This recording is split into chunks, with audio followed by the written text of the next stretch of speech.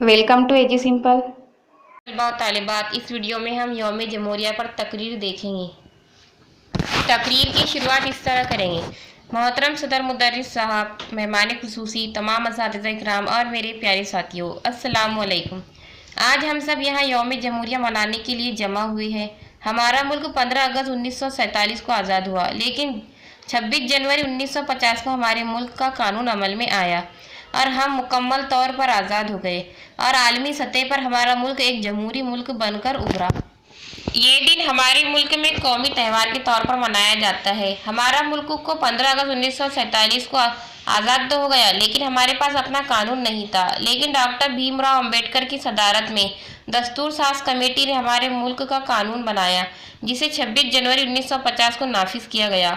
जब से लेकर आज तक हम सभी हिंदुस्तानी बड़े जोश व खरोश के साथ इस दिन को मनाते हैं और इस दिन के साथ ही एक जमहूरी तर्ज हुकूमत का आगाज़ हुआ। इसलिए इस दिन को यौम जमहूरिया कहा जाता है। सामाइन, दस्तूर हिंद में हमारे मुल्क को एक सेकुलर स्टेट कहा गया है, यानी ये मुल्क मजहब की बुनियाद पर हुकूमत नहीं करेगा और तमाम मज़ाहिब का एहतराम करना ज़रूरी होगा और मजहब के नाम पर किसी के साथ भेदभाव नहीं किया जाएगा और न ही मजहब और ज़ात पात की बुनियाद पर किसी शहरी की शहरियत के हक से महरूम किया जाएगा। दस्तूर हिंद की नज़र में तमाम शहरी बराबर है।